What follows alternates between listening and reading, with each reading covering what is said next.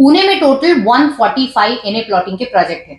अब इसमें से एग्जैक्टली हमारे रिक्वायरमेंट के लिए सूटेबल हो ये प्रोजेक्ट कैसे ढूंढे? एनए प्लॉट ले या एग्रीकल्चर प्लॉट ले? एनए प्लॉट लेते वक्त लोकेशन कैसे चूज करें? और एनए प्लॉट लेते वक्त हमें रिकरिंग कॉस्ट कितनी पड़ेगी ये कैसा सोचे? हाय, मेरा नाम रेशमा हाजीते है। मैं रियल एस्टेट में लैंड इन्वेस्टमेंट एक्सपर्ट हूँ। पिछले 16 साल में मैंने 1550 से भी अधिक लोगों का लैंड लेने का सपना पूरा किया है। आज के वीडियो में बात करते हैं सबसे पहले तो एनए प्लॉट आपने कब लेना चाहिए? जब आपने कुछ डिसाइड किया होता है कि मुझे प्योरली इन्वेस्टमेंट एंगल से कहीं पे लैंड लेनी है, उसके पीछे आपका कोई भी मकसद नहीं है, वहां पे कुछ बनाने का आपका कुछ स्कोप नहीं है। आप जो पैसा माइट भी शेयर मार्केट में लगाने वाले हो, जो आपको 5 साल के लिए लगने वाला नहीं है, वही आप सोच रहे हो कि मैं लैंड में लगा लूं। उस केस में आप लैंड इन्वेस्टमेंट की सोच सकते हो, वो भी प्योरली एनए प्लॉट में। Second important thing, NA plot के ऊपर बैंक लोन भी अवेलेबल करके देती है। तो एक चीज होती है कि अगर मार्केट में जो चीज आपको 20 लाख से प्लॉट मिल रहा है, वही आपको अगर बैंक लोन दे रही है, तो उस केस में अराउंड 70% के आसपास आपको बैंक लोन अवेलेबल हो सकता है। तो अगर आपको 20 लाख की चीज 5 लाख रुपए में लेनी है, तो माइट भी आप जाके मार्केट से खरीदी कर सकते हो, but that is only possible अगर वो एनए प्लॉट है तो ही।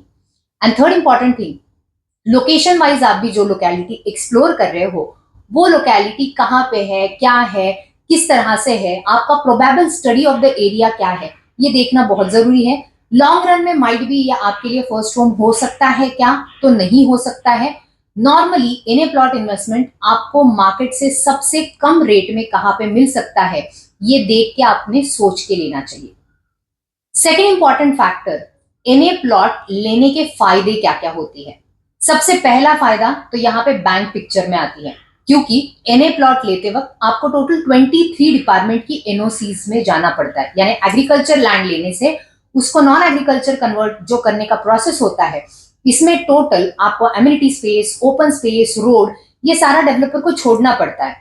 और ये छोड़ते वक्त अलग अलग डिपार्टमेंट लाइक इलेक्ट्रिसिटी डिपार्टमेंट है, टाउन प्लानिंग डिपार्टमेंट है, इन सभी की एनओसीज लेनी पड़ती है। स्पेशली अगर आप पुणे में प्लॉट ले रहे हो, तो अगर प्लॉट पीएमआरडीए के अंडर आता है, तो पीएमआरडीए भी एक अप्रूवल अथॉरिटी होती है। तो ऑब्वियसली एक चीज हो जाती है कि आपको गवर्नमेंट के हर डिपार्टमेंट से एनओसी आई है, तो ये लीगली बहुत साउंड इन्वेस्टमेंट होती है। बहुत बार अगर आप एग्रीकल्चर लैंड इन्वेस्टमेंट के लिए जाओ, तो ऑब्वियसली आपको लॉयर लगाना पड़ता है, बहुत सारी चीजें चेक करनी पड़ती है। जो एनए प्लॉट के अंदर उतनी सारी चीजें लीगैलिटी वाइज चेक करने की जरूरत नहीं होती है, अगर उनकी एनए ऑर्डर प्रॉपर है एंड बेसिक डॉक्यूमेंटेशन क्लियर है। And the most important thing, यहाँ पे बैंक भी पिक्चर में अगर आती है, तो ऑब्वियसली बैंक भी वो डॉक्यूमेंट पूरे वेरीफाई करके ही आपको लोन अवेलेबल करके देती है। तो अगर आप एनए प्लॉट लेने के लिए जा रहे हो, तो ऑब्वियसली पॉसिबल है तो थोड़ा लोन उठा लेना, क्योंकि बैंक ये प्रॉपर्टी वेरीफाई करके आपको देगी।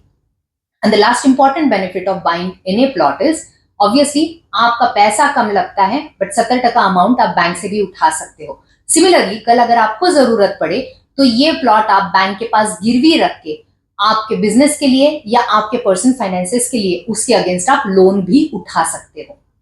And final and the most important thing, जहां पे लोग बहुत बार कंफ्यूज होते हैं कि लोकेशन चॉइस कैसे करें या कौन से पैरामीटर्स पे हम एनए प्लॉट लें, तो 3 चीजें आप देखें। सबसे पहले लोकेशन। अगर आप पुणे मार्केट में देख रहे हो, तो पुणे मार्केट में 3 चीजें अभी चल रही है। एक तो पीएमआरडीए यानी Pune metro regional development authority, इनका ऑफिशियल प्लान ऑलरेडी पीएमआरडीए की वेबसाइट पे अवेलेबल है।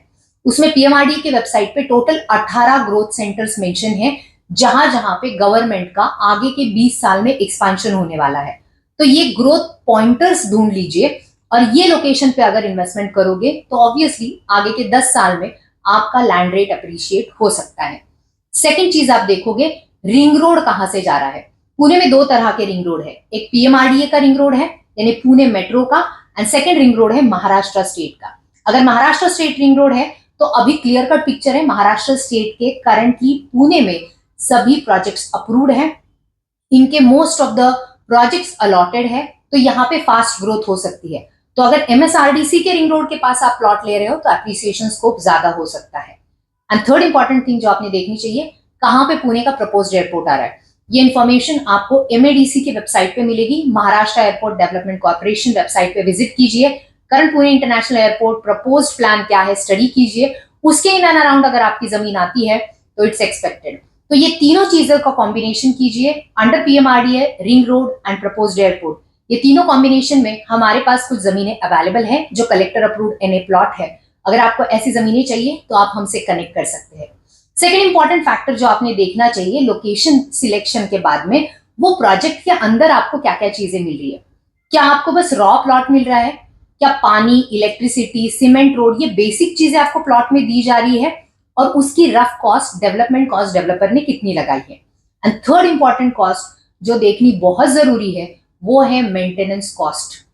अगर प्रोजेक्ट में बहुत हेवी डेवलपमेंट की गई है, लाइक उसमें क्लब हाउस दिया है, स्विमिंग पूल दिया है, 10-12 एमिनिटीज दी हुई है, तो in that case long run में ये भी हो सकता है कि उसका मेंटेनेंस आपको हर साल जो भरना पड़े वो बहुत ज्यादा हो सकता है।